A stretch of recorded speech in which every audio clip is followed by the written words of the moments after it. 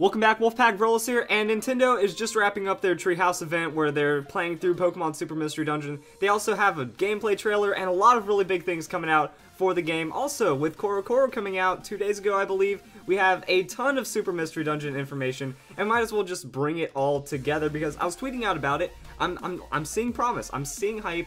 This is actually being done really well for a non-main series game, and I have a lot of things to add about this, so I'm not going to do any fancy graphics, but I'm just going to fill in because I was getting a lot of questions, and let's just make a video talking about all the crazy things going on. So first off, Nintendo of America tweeted all 720 discovered Pokemon, including Legendary and Mythical, will be in Super Mystery Dungeon. So you know what, that's all the Pokemon, except for Volcanion. But here's where I like the wording. Here's where you have to give Nintendo credit. They know we know.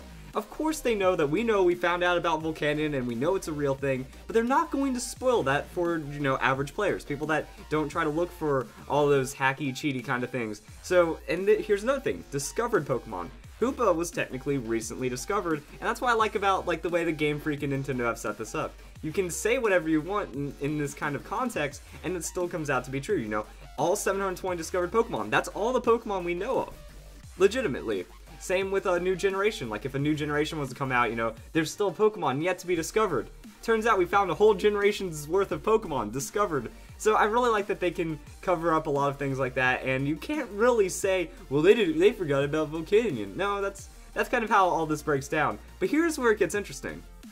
This game has a late 2015 release, which means no Volcanion. We're not going to have Volcanion for 2015. They're not going to announce it, they're not going to release it, they're not going to give it away. So it looks like it's going to be at least a year until we get Volcanion, or at least 6 months, so then we get into the next year. And then it's going to be really interesting on the Volcanion review, or release. So now I'm starting to sweat a bit, because I'm like, nah guys, Z version, that's crazy. X2, Y2, that's crazy. Delta Emerald, that's crazy. We're not getting those games. We're getting 7th generation, because I mean, we have a year off. We don't have a main series game this year. 2016 would be the perfect time to release a main series game. Also with the Yokai Watch, they need to have 7th gen. They need to be huge on this new game coming out. So we need 7th gen, but that makes it a little rougher because we're not going to have Volcanion this year, and it's going to come really close. So either Volcanion's going to get like a quick patch in Oras and then drop straight into 7th generation, or they're going to have to do something else with it.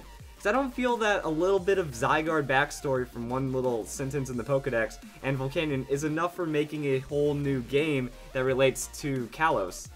Tough call on that. But also, Mega Evolutions have been pretty much confirmed for Super Mystery Dungeon. According to Cerebi, there wasn't like a direct announcement of it, but you know, you see Mega Charizard in one of the poster arts, so it's like, oh, we got Megas. Now, whether or not the mechanics have been explained, it's not known, but we see all these Mega Pokemon on the cover, so most likely we have some really good Mega stuff in there, we just don't have the details. And also, you know, Legendary and Mythical Pokemon, Hoopa's going to be available. There was a screenshot with Hoopa and Hoopa Unbound, so it looks like we're going to have a lot of alternate forms. We got a lot of story information for the game, and it's really cool. So that's kind of it. I think the biggest thing to, like, you have to always look past everything.